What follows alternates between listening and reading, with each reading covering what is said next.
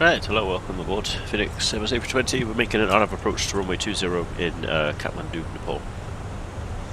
So we're currently inbound on the RNAV approach coming through the valley. Quite high, the runway is ahead here, you can probably just about make it out there. And we're basically going to make a circling around and coming facing back south as the wind is coming from that direction once we're in the valley. So I'm just going to sort out some problems caused by the fact that I've had to restart the sim about 6 times. There you go, let's get the RNAV turbine back in. Turn to Unicorn. We're established on our descent now, so I'm just going to set flaps 1. And let's see what happens this time.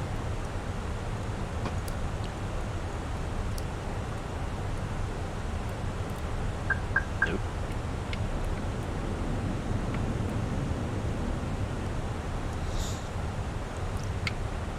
Flaps 1.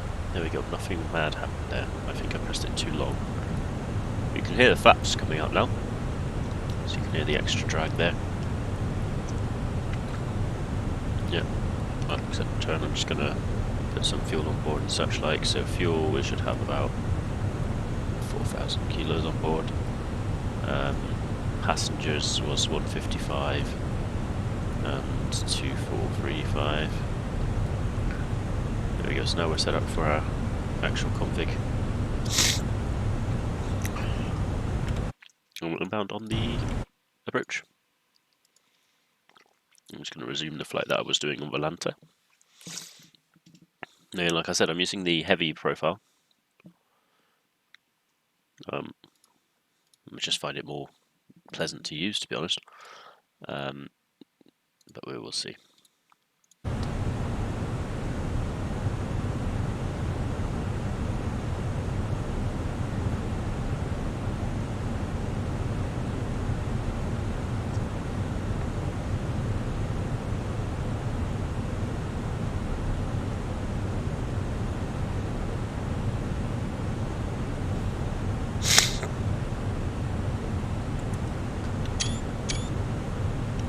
Below, we're just going to select 1018. Okay, it's saying 1017. We're going to use that from the simulator because even if the airport is at 1018, if the reality, if the simulator's only at 1017, then we're never going to have the right thing. So it is saying 1018, so I'm going to set that there, and I'm just going to check the meta from the game basically. So nearest airport should now be Kathmandu, Triple Fan International, no meta available, lovely. So I'm just going to keep pressing D during the approach, basically. Okay, we're below 200 knots. Established inbound. I'm going to set auto brake low. Speed brakes armed. All this Gucci stuff set up. Landing lights on as we're in the approach area now. Strobes on, taxi lights, takeoff, beacons on, seatbelt lights on, etc, etc, etc. Turn off GS mode. Usually wrong anyway. We're on the approach, we're on final lap, so this is going to be ignored and we're going to follow the speed constraints set by the thing. Okay, it's probably time to set flaps. No, we'll do gear down a beam and then flaps 2, 3, 4 while we're in the approach.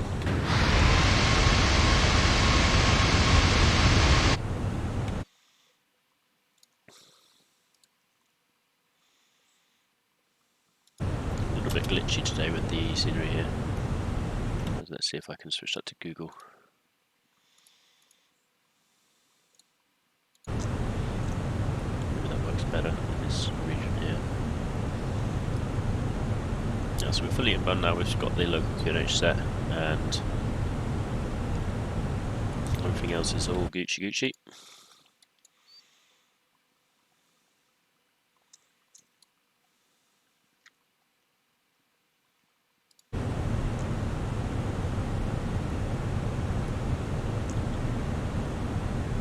Going for 10,000 feet.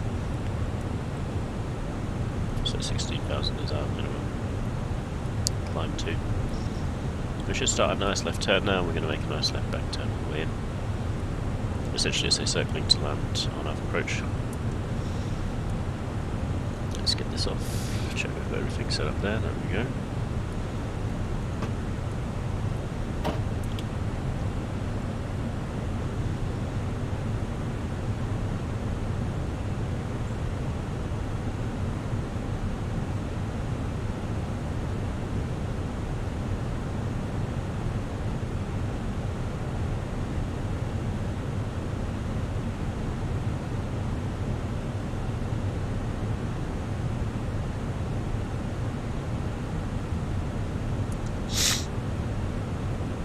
Okay, beam the field, gear down.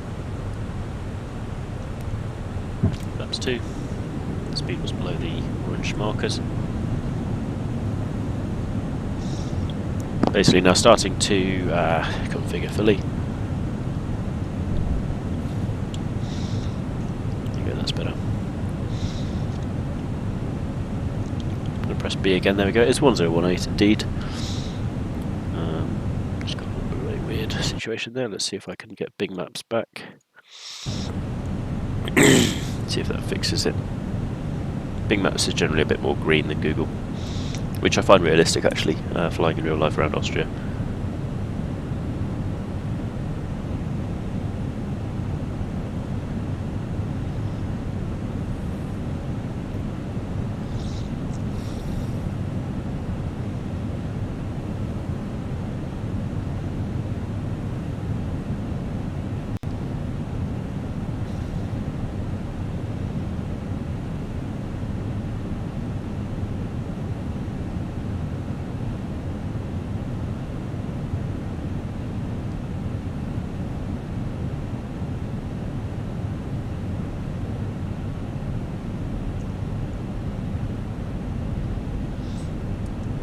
Okay, set flaps 3.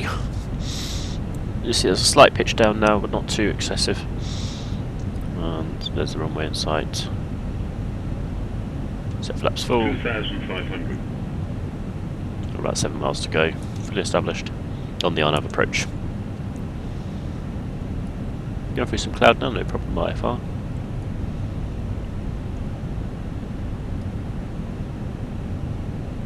Part of me is tempted basically to just cut the corner and go straight to the field right now.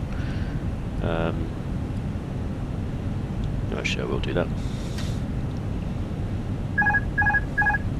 Terrain I do want to ahead. actually test this yeah, GPWS warning for the ahead. terrain here. Terrain ahead. Oh Pull up. shush. Terrain ahead.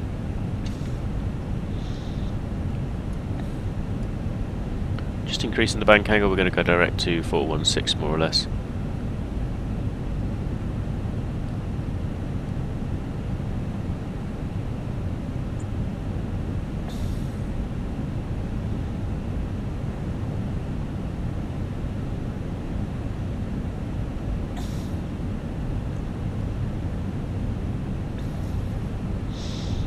Flaps full, trains off, landing lights on, auto brake low, landing gear down, speed brakes armed, lights on, signs on, cabin ready, and clearances fictionally received.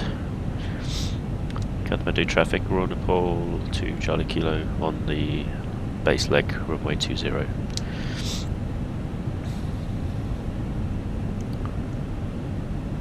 So the thing I enjoy about the heavier stick mode is it does actually perform the auto trim as you would feel it in real life. So as I'm pulling up basically, it's sort of self-centering.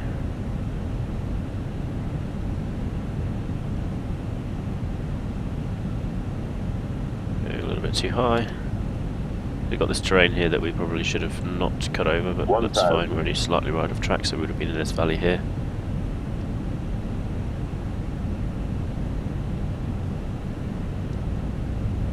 There we go, just pulling up and adjusting.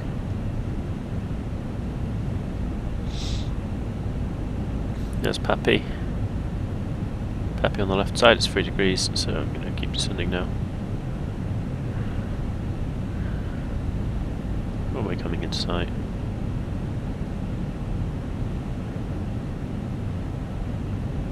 $500. Wind's coming from the right hand side, so I'm not going to bank too much. 100 above. Kind of want that wind to push me onto the centre line rather than off it. Minimum. Smidgen more, there we go, just finishing up the alignment. 700 feet per minute on final track.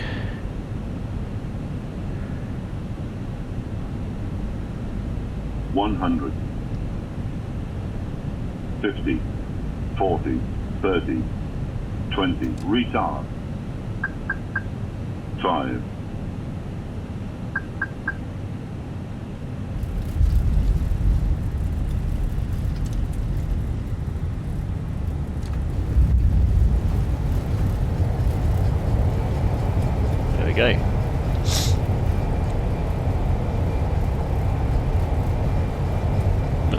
brakes right, so I'm just going to dab the brakes now.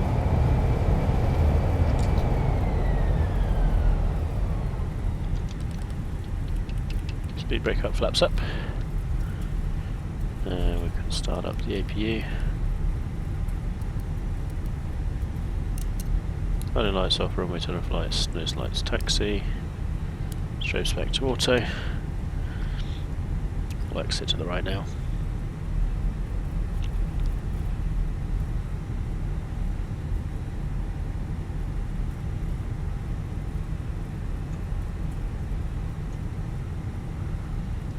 Welcome to Kathmandu. Lovely airport, nice approach. It felt like a smooth landing. There was a longish flare, so I actually want to try out another landing with the lighter setting. We did 187 feet per minute at 0.98 G. Now runway 20, which we landed on, obviously you can see that now it has quite a downslope, so that 187 feet per minute is also including the fact that the runway is falling away from us, so you don't want to basically, you see when I'm struggling to get up the hill.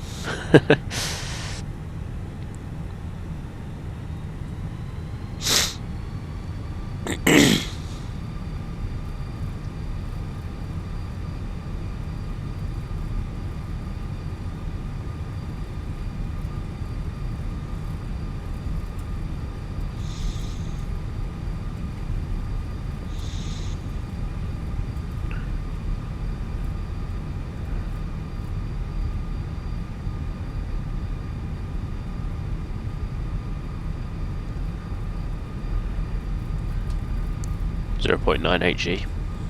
Hey hey.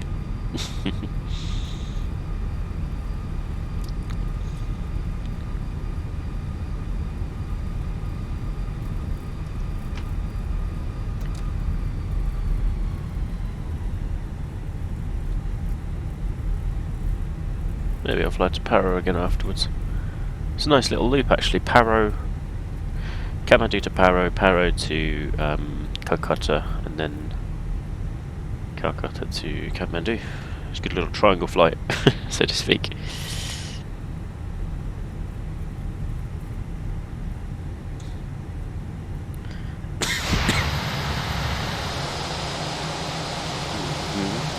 Watch out here.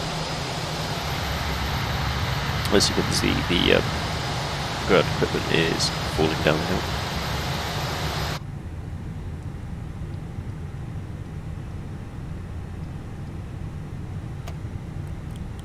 Okay, set up. APU's available, beacon off, seatbelts off. Start the deboarding. Finally. Only had about 4 crashed desktops during that. But as we saw, the flaps one thing did not destroy the plane this time, which is good.